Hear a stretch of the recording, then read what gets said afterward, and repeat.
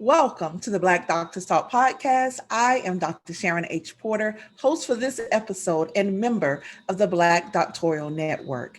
Today, I am joined by Dr. Malika Jeffries-EL. She is an Associate Dean of the Graduate School in Arts and Science and an Associate Professor in the Department of Chemistry and Division of Materials Science at Boston University. Welcome to Black Doctors Talk podcast, Dr. Jeffries-EL. Thank you for having me. Absolutely.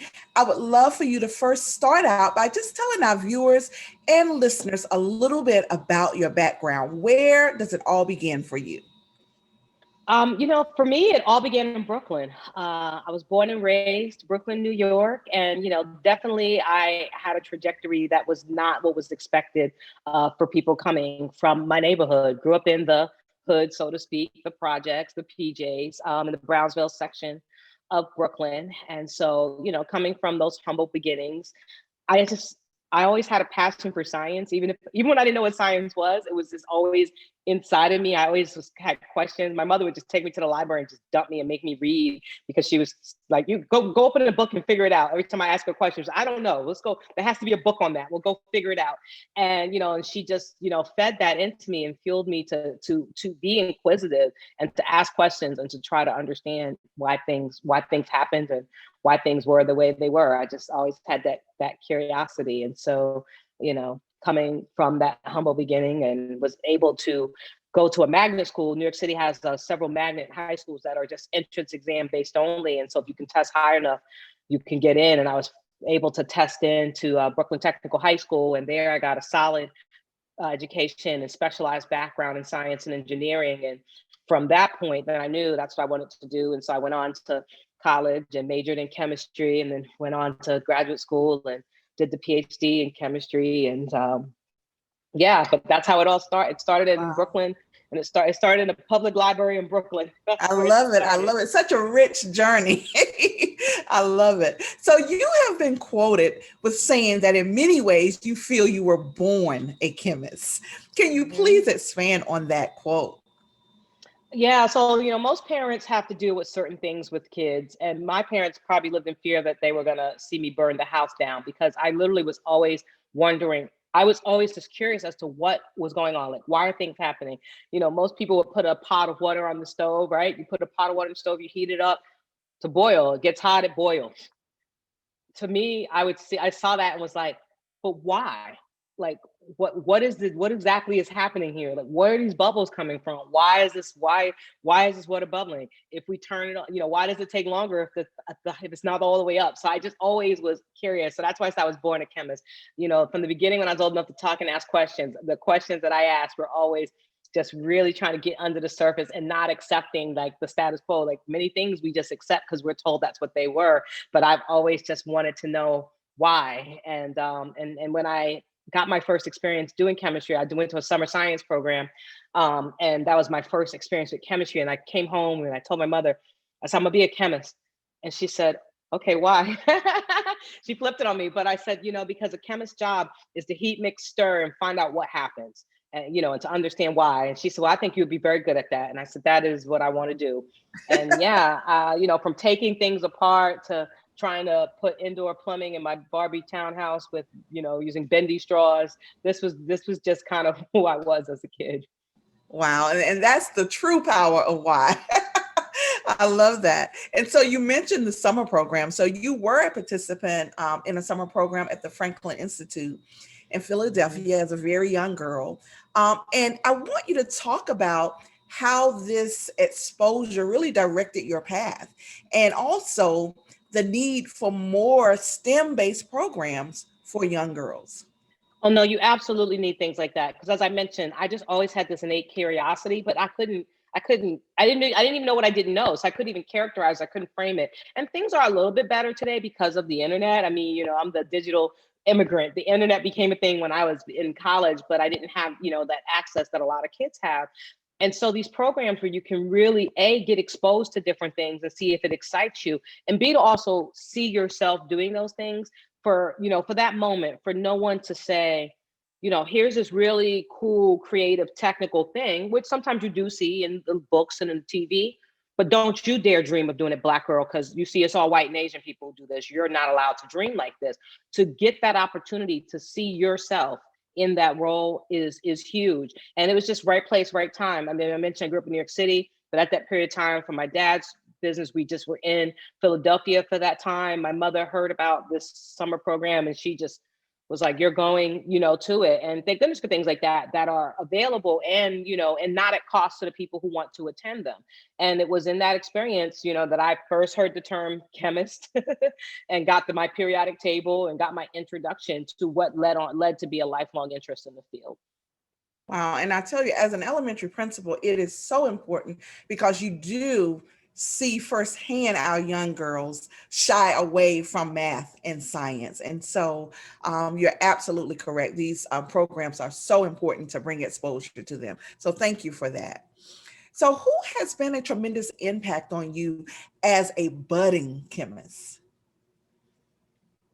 There are so many people who have influenced me in different ways. And I kind of feel like these things, it's almost like a patchwork quilt or a piecemeal that, to not look to any one person to be everything or to excite me in different ways. And so I've had people who have come through my life, former professors, like one of my early professors when I was at Wellesley College was a woman named Jean Stanley, and she was one of my first Black female professors, and she was a chemist. And so even just seeing her and and interacting with her and her experience, and so that motivated me. But then from when I left undergrad, I went to graduate school and I ended up meeting some other people who happened to be white males, but their work ethic and how they approach science also motivated and inspired me. Growing up, I mentioned my mother would dump us in the library to read. And, the story of C.J. Walker inspired me, this woman who, came up in the most difficult times for a Black woman, and to actually become a millionaire and to make literally something from nothing and take her ideas and dreams and grow it. And so, I take a little bit from here and there, little aspects of different people, and I just think about, this person motivates me to do X, or this person makes me think about doing things differently. So I've got a laundry list. Mae Jameson was another person who who inspired me. I mean, wow, space, like talk about literally the sky not even being the limit in that case. And so, certainly just hearing of her story and how she came to be the first Black female astronaut was something growing up that I always found inspirational. Wow, thank you. And so let's talk a little bit about mentoring. How important do you feel mentoring is, and do you have the opportunity to mentor others? Oh, absolutely. I think mentoring is very important. And I think it's also important to, again, I mentioned like to frame it, because I get some people, I meet young people along the way, and they say, I need a mentor, you be my mentor. And, I always tell the students, I said, think about what is it that you're asking, because some people use this term mentoring very generically, and you don't always need a mentor. You need a mentor. You should have at least, everyone should have a good mentor, two if you're lucky. But often, sometimes what you also need in your life are coaches and sponsors. And a lot of people aren't as familiar with that concept of that jargon. But as we walk through our walk, just like anything, you can think about snakes shedding its skin or a butterfly shedding its cocoon. As you grow and evolve, different times in your life, you're going to need different things. A mentor is someone who will grow and evolve with you. They'll be that invested in you and walk with you lockstep over the way. But often along the way, you may really just need to pick up somebody who can help you, a sponsor with a very specific request. Say, hey, I don't need you to learn my whole life or even help me, through my entire journey. You figured out how to get from A to B, and that's the next step I want to make. Can you show me how to get from A to B? And I think those relationships and interactions are invaluable. And a lot of younger people don't realize that, if you have a very specific ask and a very specific need, sometimes you just need somebody to help you get over that one hump. And that person may not be all purpose to help you throughout your whole career. But I have had mentors, sponsors, coaches are the people who can really give you a lot of skills and usually people who are not in your field. And a lot of people underestimate the need for that. I stumbled upon that just being an academic and meeting, ironically, other Black academics who never seem to be in my field, because that's how STEM tends to work out. But I think about all the valuable lessons I learned from my peers who were in different fields, to come at problems differently, to think about to come at problems with the lens of someone who's coming through a business program, or to come at a problem with the lens through somebody who actually came through a higher ed program is different than necessarily how I might have approached it as a chemist, and vice versa. And so I feel like those interactions are great. They can teach you a lot of fundamental skill sets, even if they can't tell you how to specifically solve the problem in your field. They can give you a lot of broad skill sets. And so I encourage everyone to get all of the above. And I've been all of the above in different ways and forms for people. And I'm happy to do it. I love that. We may come back to that. I love that. So you are involved with the Women Chemists of Color initiative. Please share some of the challenges that women of color face in this chemist space, and how the Women Chemists of Color supports women through those various challenges. So the Women's Chemists of Color initiative was actually a brainchild of a good friend of mine, Gloria Thomas, and pushed through some efforts at the American Chemical Society, working with its existing Women Chemists Committee, which was a group that was formed within the society to recognize that chemistry was really a male endeavor, and to try to amplify and encourage women to stay in the field and move forward. But that was at that point probably almost in its 80th year of existence. But at some point you have to come to a realization that there's usually a systematic failure of many initiatives to promote women, in that it promotes white women even, and not women of color equally. And so to actually have that lens to say, hey, you guys have done some really great work for women, but how do you think your programs are actually working? Or and it's an interesting thing, because it's almost an assumption. If we make something for women, all women will benefit. But when you actually run the analytics, you say, oh, actually, no, only white women are benefiting from this. This is not broadly helping women of color. And the flip side is, often when you make minority initiatives, the answer is it's helping men. But the minority female is just as disenfranchised in this subset of a program as she is in the main. And so this forced a very large society. This initiative took the time to really have a really large organization look introspectively, and also start to be intentional in developing programs to try to enhance the trajectories for women of color. And I think you asked in the beginning about the why. One little factoid, we call the women of color broadly to be inclusive and encompassing, but even if we just look at the narrative of Black women chemists in the United States, if we look at the research intensive universities in the United States, the total number of tenured Black female professors in chemistry is less than 12. That's out of 2,000 faculty. So when people tell me sometimes, oh, it's not a big, is it really a big problem?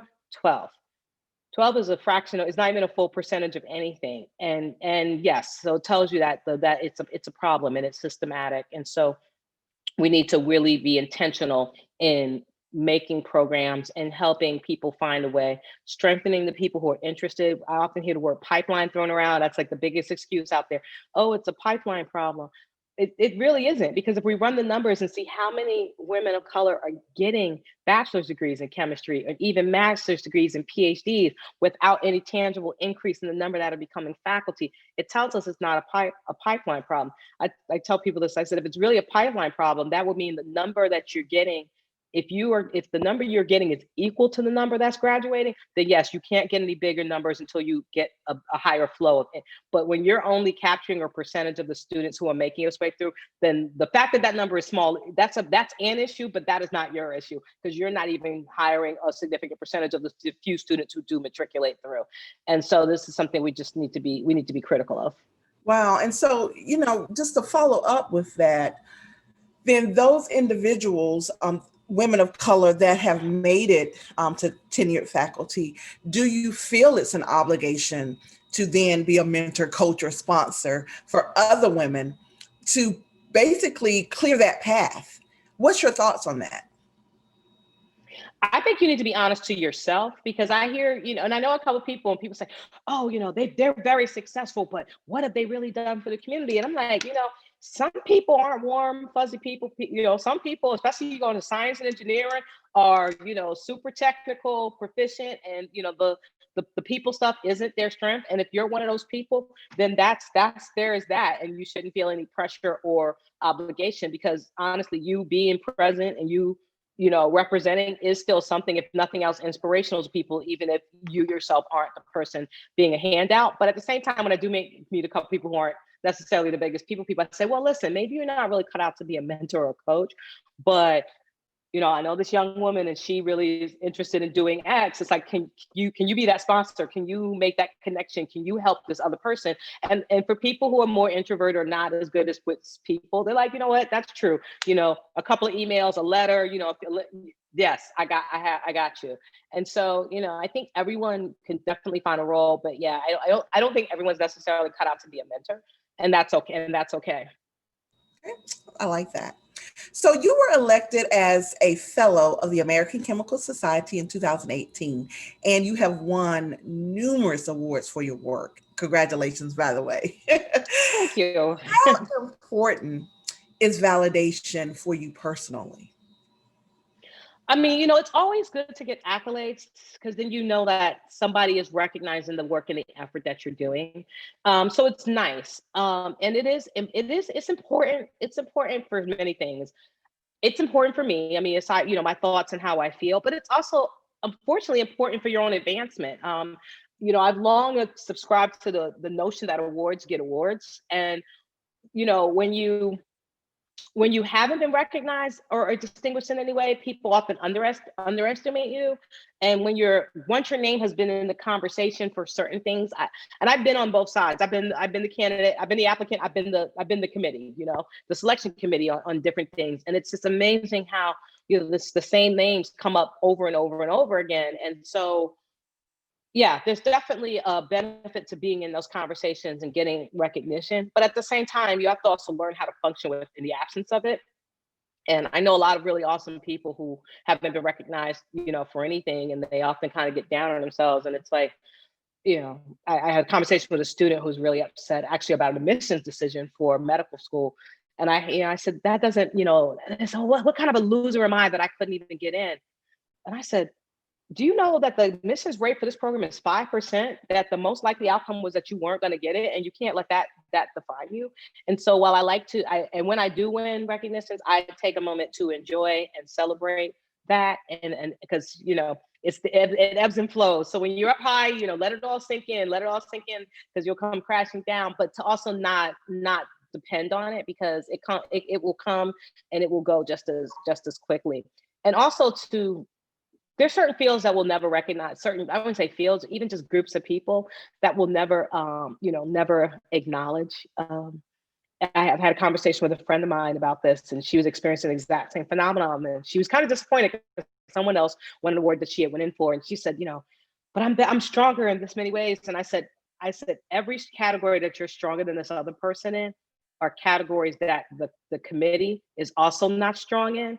So you can believe that someone put forward an argument that while you had done all these amazing things, those weren't the things that mattered, and that these two things that she had that you didn't have, that was the most important thing, because those are the things that they had.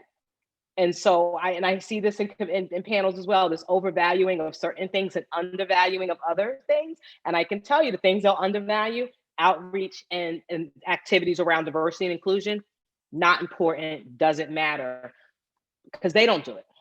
And so they'll say, doesn't matter. Yeah, that's a lot. Doesn't matter, because they don't do it. And, and then at the same time, they will overvalue opportunities that will probably be denied to you as a person of color, to say, oh, well, this person went to, a certain institution. It's like, how many of us go to that institution, And so they'll overvalue. And so the game, it's a rigged game. And that's why I remind people to say, you can't beat yourself. When you do win, celebrate it, because it's like, wow, you made it through despite the system being against you. And when you don't win, don't beat yourself up, because it's a rigged game. It's a rigged game. Someone needed to hear that. Thank you. So you completed your Ph.D. in synthetic chemistry at George Washington, GW. So please share a little more about your work with synthetic chemistry. Okay. It's funny when you talk to people and say you're an organic chemist, they immediately, I usually get like one of three responses. People who are just kind of, oh, okay, that went hard, like, good for you. People who say, I hated organic chemistry. And once in a while you meet somebody who says, oh, wow, that was my favorite subject. But it's usually you get people who say they hate it. And so, synthetic chemistry is really the backbone of everything. There are fair, everybody loves the term organic, and there are very few things that are truly naturally derived without processing and modifications. And even a lot of the chemicals that we call organic is just a moniker to indicate that they are full of the key elements from living systems: carbon, oxygen, hydrogen, sulfur, and phosphorus. And so as a synthetic chemist, that's our playbook. We start off with different molecules, we modify them, we combine them together in different ways, and then we make new, elaborate, more complicated molecules with different functions. And so I guess you can kind of think of us as molecular engineers, whereas engineers, will manufacture and manipulate structures to build systems. We will do it at the atomic level. We will manipulate atoms to make molecules to often get a macromolecular effect. And so it's never dull. It's never dull. I really enjoy the work. Wow, it's amazing. Wow. So how do you continue to build your knowledge around the chemistry industry? Oh, it's changing every day. I was actually just looking through I was actually purging some stuff off my computer, older files, freeing up some memory. And I was just laughing, seeing a paper from 94. And I was like, oh, I remember when this paper came out, and I was so excited about where the field is going. And, the field is so far from where we were in 1994. And so things are constantly changing. You stay on top of it, you read, you attend conferences, you have conversations. And, you also have your own time to think and contribute your own thoughts to the knowledge base. But the field is rapidly evolving. But at the same time, I tell my students too, because they are really well versed in the latest things. And I say, oh, did you ever read this paper, from this person? And they're like, oh, didn't that come out in the 80s? Like everything's moved so far from it. And I'm like, the field has changed, but that's the first work. Like if you didn't read that paper if you don't understand what happened then how we ended up where we are today would make no sense. And so, it's important not to forget, while you try to keep up with everything new, to not forget where you came from and where the field's evolved from. Wow. And chemists right now, they are in a pivotal role currently as we all await this COVID-19 vaccine. Mm-hmm. So in your opinion, what would be the key for the average citizens to feel that it's safe to take this vaccine once? Oh, well, that's a whole other ball of wax. And I can tell you, but you did touch on the heart of the concept. The fear of the unknown, of putting something that was, previously not known, newly manufactured, and people want data. People, and putting it. And I will say, full disclosure, I am not a microbiologist. I'm not an immunologist, so I'm a chemist. But I can tell you, just in general, with any new technology, you can make the best new technology, but if there's no public confidence in it, people will not adapt it. And now we have a situation where it's a pandemic, and so it's becoming this is not like electric cars. Like, oh, wouldn't it be nice to reduce your carbon footprint? You could still drive a gas car, but it would be nice if you drove an electric to reduce your carbon footprint. This is like a life or death situation, but people are wondering if, in choosing to protect themselves against the disease, the COVID, if they're actually setting themselves up for other medical because we just don't have enough information. And that's normal to be afraid. It's completely reasonable. It's also reasonable to hold the system to being accountable, to say, yes, we have really good safeguards and protocols for how we vet and test anything that's going to be labeled a vaccine or some type of medication. They are expediting the process and stuff to try to push this thing to market. And I know that, but it's important to just make sure that everyone is not cutting corners and doing their due diligence.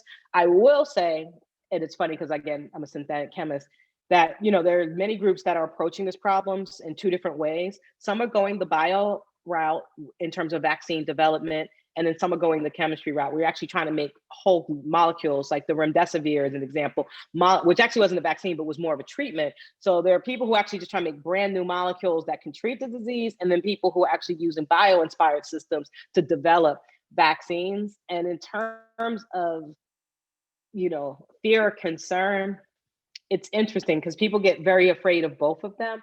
But as a chemist, I'm less afraid of the chemicals that I may need to put into my body and more afraid of the biology. And I know that's because I'm a chemist, but I also know because of how biology functions, because it was something that evolves. I know that statistically speaking, if I put a chemical in me and I have an adverse reaction, it's going to manifest itself pretty quick. You're going to know very quickly. But I think the bigger concern for people with the biology is that these things manifest themselves itself slower. And so you may take it and say, okay, I'm fine, or I got to chill or whatever. And I saw this crazy article. I don't believe it to be true, but people saying, oh, what if it causes infertility? There's no evidence of that. But at the same time, we don't have enough, we don't have a long enough time scale to know for certain that there's no evidence of that. So I'm like, oh, but like I said, with chemical based systems, you will know right away if you're going to have pretty quickly, if you yourself are going to have a problem, or if there's going to be some secondary, situation that can be passed down genetically. It usually reveals itself very quickly, like within a generation. So those are the pros and cons. Of course, on the flip side, they're using we have reasons to believe it's safe. They're using known protocols, and they're using the same approach we did to the flu vaccine, except for you just change the target. So again, knowing enough about the science, it seems to make sense. It should be fine. And somebody asked me, they said, are you going to be amongst the first to get it? Now that you're going to take it, are you scared to take it? And I can just say unequivocally, I'm not going to be amongst the first to take it. And it's not out of anything. I never even gave it a second thought. My own concerns, my own fears, where I am in terms of the risk pool. I'm not even in the category that's going to be allowed to get it first. And a lot of people are panicking. I don't know if I want to take it. And it's like, there's actually CDC guidelines that are out there. It's like, just go look and see what bin you're in before you flip out. Like most of us, we're not first responders, we're not high risk. If you're not a school teacher, you're so far down the list, they're going to run out before they get to you this year. So, Wow. no need to get yourself up into a bunch. If you're not in those early categories, they will get a whole iteration. It'll go a whole cycle before you're even in a place to make a decision whether you're going to take it or not. And I guess somebody asked me a question. Right. They said, are you going to take it or not? And I said, oh, no. And they were like, really, as a scientist, you're against taking it? And I said, oh, I fully don't even expect to be offered it. Like, I don't think I'm going to get offered it in the next year. I don't think I'm going to make the cutoff this year. So I was like, I'm not even thinking about it. I'm not going to make the cutoff. And everybody was like, huh. Then they started reading. It was like, oh, I'm not going to make the cutoff. It's like, yeah, like where to work. Like if you're like in your 40s and you don't work in a high risk situation, right. We're like the last group. Right. And that's really, I guess, my space, because in the education world, the public education world, it's a high topic of discussion. Mm-hmm. And so, being that we are still virtual, since March, it is a high topic of discussion. So grew up in New York City. It's funny now, this is a big thing with the COVID, but even back, they always required people to have vaccines. And there was always this thing with, people who didn't want, there's always been people who have been against vaccines and, right. And inevitably something weird happens, like, oh, somebody got measles or something. You're like, how? Like they still make, like, how does that happen? And so like, well, they didn't vaccinate. And so there's always going to be different factions, and people say, oh, to get to herd immunity. The scientist in me cringes, because again, also people are bad with maths and fractions or something, and people are like, oh, 60,000 people, and I'm like, no, it's 60% needs to be vaccinated, and the United States has 300 million people. I can tell you that's not 60,000. Wow. It's not 60,000. Oh my goodness. Yeah. And so people just, there's a lot to be worried about, because there's a lot we don't know, and uncertainty breeds fear. And so it's completely, reasonable. I was talking with a friend of mine who's going through a difficult time. I said, one of my strategies for coping is, I say, you got to name the beast, is some people freak out. They just keep freaking out. It's like, take a moment and pause and just identify what the issue is and acknowledge that it's a legitimate and real issue. Yes. But then think about how to move on. It's like, it is completely legitimate to be afraid right now. That is real, but you can't let it paralyze you. Exactly. Thank you. So I am definitely a believer that failure is part of the success journey. What have your failures taught you? Mm-hmm. Absolutely. I was just reading an interesting little article talking about Mike Tyson, for example, as somebody who was, definitely somebody most people would say is successful, but who has certainly had a set of failures.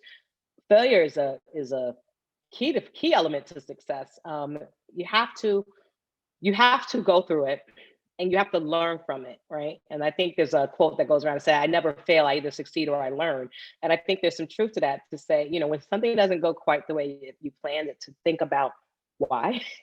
what can we learn from this experience, and and how we can grow from it. And if it actually proves to be a growth opportunity, then maybe it's that, if there's a lesson in this failure.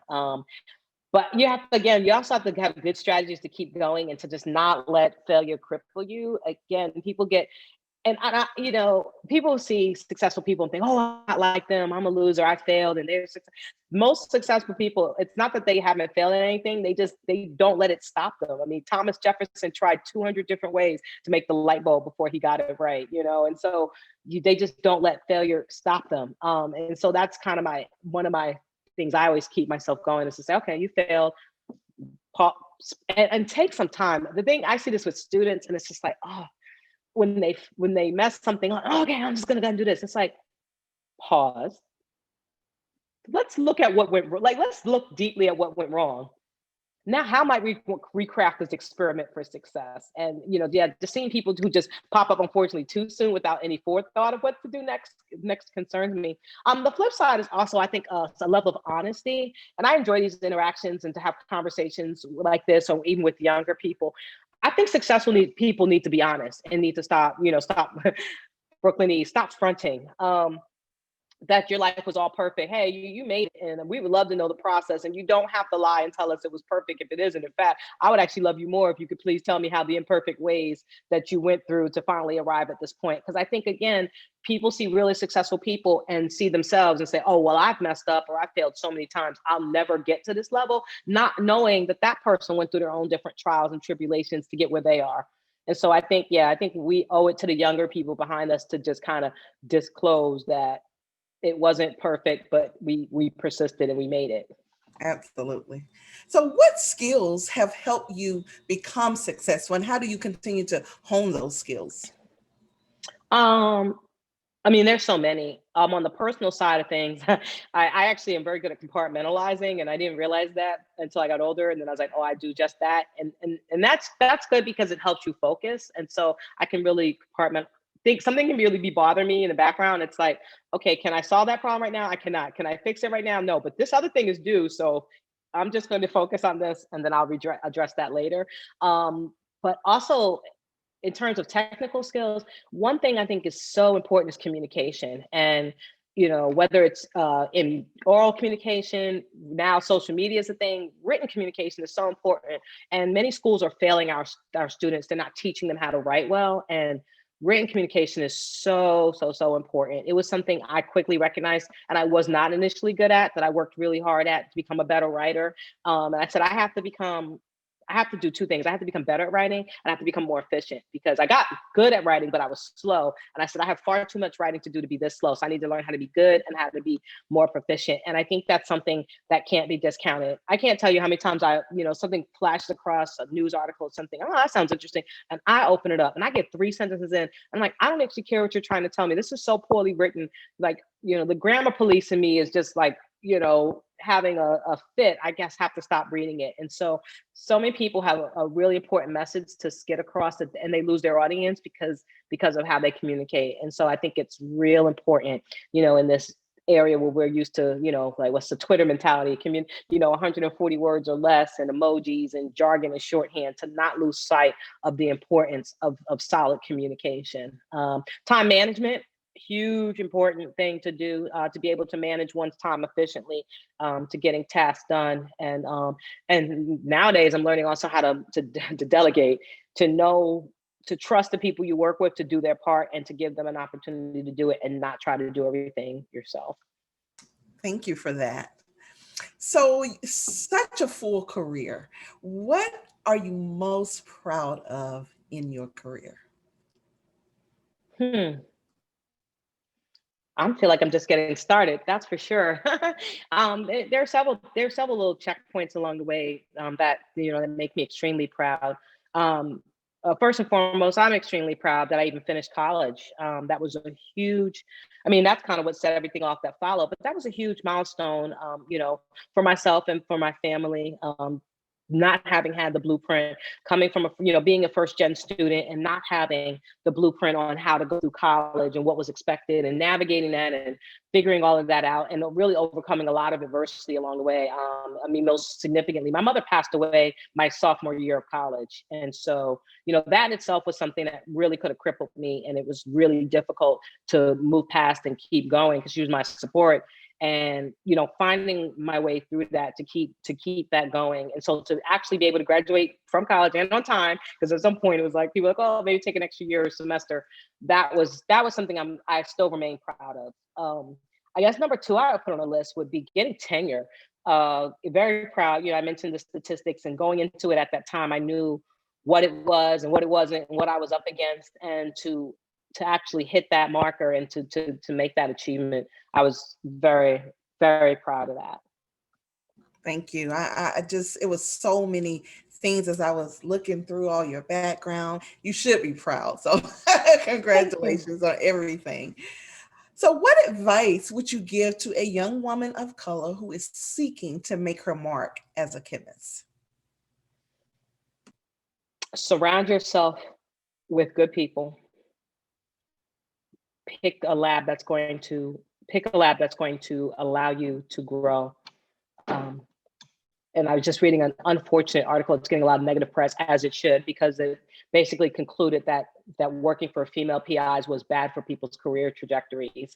And they had a set of metrics, and that's what they concluded that. But the reality is, you want to work for somebody who's going to nurture and support you. And it's not to say that person has to be a female, but you want somebody who's going to invest in you. And you want to pick science that you love, because if you do not love what you're doing, you're not going to want to do it. And you're going to have to want to, get up in the, when it's here in the Northeast, it's like 4:30. It's not even 5 o'clock, and it is dark out already here in Boston. And so, you're gonna have to pick science that's gonna make you want to make your way into the lab when there's 18 inches of snow on the ground, or when it's, or stay in the lab working, when it's already dark at 4:30 in the afternoon.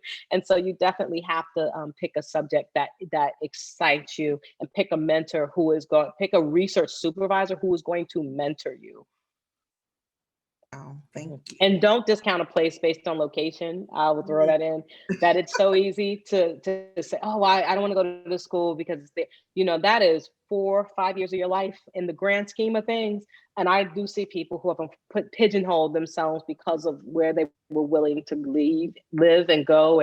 And everything after that is a struggle. It's like, okay, I'm trying to, I talked to a student in particular, and I just was like, why did you go to that school? So that school's not even known for that. Like, that's, if you want a certain companies always hire from certain schools, certain industry, so it's like, it's like, if you wanted to do this, like, this was a school you should go to. Oh, I didn't wanted to go to there because I didn't want to live there. And it's like, wow. If you could live in one place for 5 years and have the exact rest of your life go the way you want it, would you not do that, versus making sure you stay where you wanted to for these 5 years? And now for the rest of your life, you're fighting to try to make it go. Wow. And I had a little bit of that experience. I learned that experience also to an extent. I had limited my graduate school search to the East Coast based on my experiences and wanting to be close to home. And it was a struggle to get my career. I should have went to one of a number of other schools that were out West that would have actually launched me faster for my career. And ironically, because I started East, I had no choice but to then start my professional career West.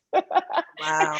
There was no scenario by which I was going to accomplish what I wanted to without living in the Midwest for a few years. Wow. That's actually a golden nugget. Oh my goodness. Thank you. Wow. So what's next for Dr. Malika Jeffries-EL? Well, right now I'm in, I'm in survival mode. I was joking about that with a friend. I said, with everything that's happening with the pandemic, it's easy to hunker down. So I'm just trying to survive. And then I thought, oh, that's not great. Who just wants to be in survival mode? And then I thought, one of my favorite stories is the Jimmy V story, and they made that great movie about him on the 30 for 30 ESPN.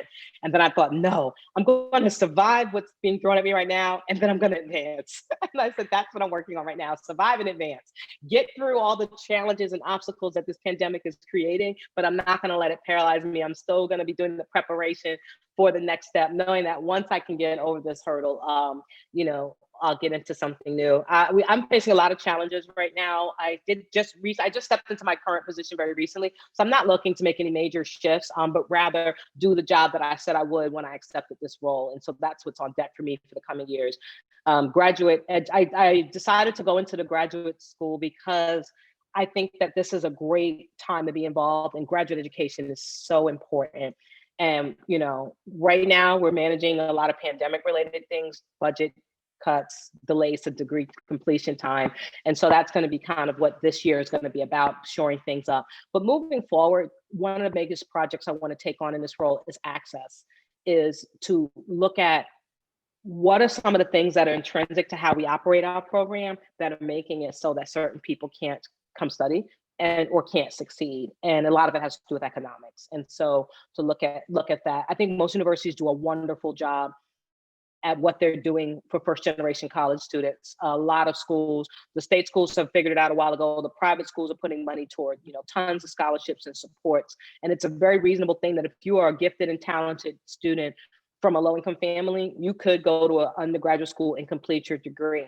But what is not an obvious thing is how do we get those really talented kids who did that into graduate school? Because the way monies go for graduate program is a little bit different, and there's a disconnect. I just had a conversation with some of our students, and one of my colleagues said, they really didn't have that many questions. And then I started bringing up questions, and I said, you have to appreciate that these kids don't even know what they don't know. They're not asking questions because they don't know what they don't know. So we have to teach. And so to just get information out there, a lot of students would be surprised. They may say, I barely got through undergrad. I know I got a great scholarship, but I barely made it through financially. No way I could get a PhD. But would they be surprised to learn that there are schools that are going to give them a full ride for a PhD as well? And a lot of students do not know that. And, they don't know the circumstances. And, we're working on some things like we just revamped our fee waiver policy. It's expensive, applications are $95 each for some places. That's a barrier, when you're sitting there thinking about, how many shifts you got to work to come up with this $95. So, let's think about how we can get fee waivers into the hands of students who we want to try to recruit to our programs. Let's think about transitions, housing. Undergrad, it's easy. You move to campus, you move into a dorm, you're great. Now you're in the real world, which is fine. If we gave you a stipend, you can pay rent. That's fine. But then most landlords say, okay, you don't have a rental history. I need a co-signer. Who's signing for your apartment when if your mom lives in public housing, who is co-signing on your lease for an apartment so that you can move to some town and go to graduate school? And so, these are things that we have to consider. So universities can help to say, well, maybe we should have some dormitory style housing that's for graduate students too. And, or maybe we can do some other things to help, students who are just transitioning. And it's possible. A lot of these conversations have gone very well because most of the people who are in a position of power, it's more like a thing they just didn't think about. It's like, thank you for bringing that to our attention. Like, I'm not hearing a whole lot of no, we shouldn't, or no, we can't, but it's more like, I never thought of that. Thank you for bringing this important issue to our attention. We should be thinking about it. So. Wow. Showing the importance of being at the table. That is awesome. Absolutely. And that's actually why those things matter. Representation matters. Having people at the table matters. Love it. So how has your affiliation with the Black Doctoral Network enhanced you professionally? I'm relatively new, and this has just been a lot of fun. I've kind of been, I shouldn't say new, but I've been more of a voyeur of the Black Doctoral Network.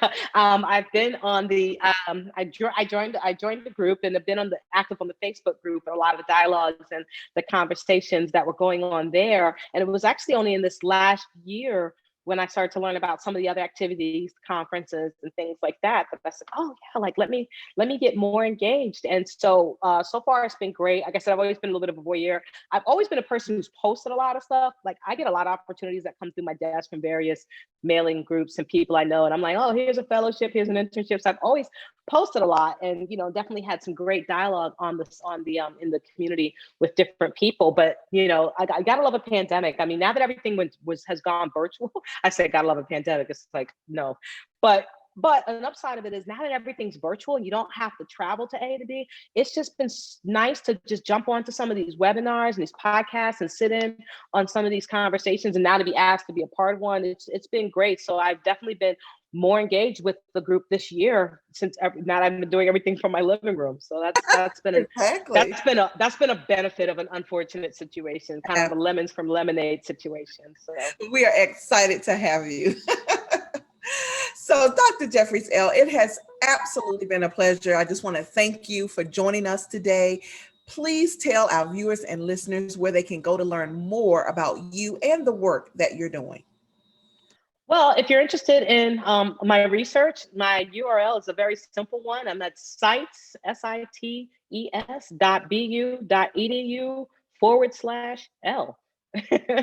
And so it's just that simple. That's my group website, and you can learn about some of our research, our published work, and things that we have going on. I'm on Twitter and Instagram as well. That's linked off of that. The landing page for the research group has all of that information. We have the group, we're also on our group Instagram is great. We're always posting our really cool materials. If you like bright, glowy polymers, we've got you covered, and cool things that are happening in the lab. So yeah. Awesome. Please be sure to stay connected with the Black Doctoral Network and connect with us on all of our social media channels. Thank you for joining us today. I am Dr. Sharon H. Porter for the Black Doctors Talk podcast. We hope you will join us again. Until next time, be sure to like, share, subscribe, and tell a friend.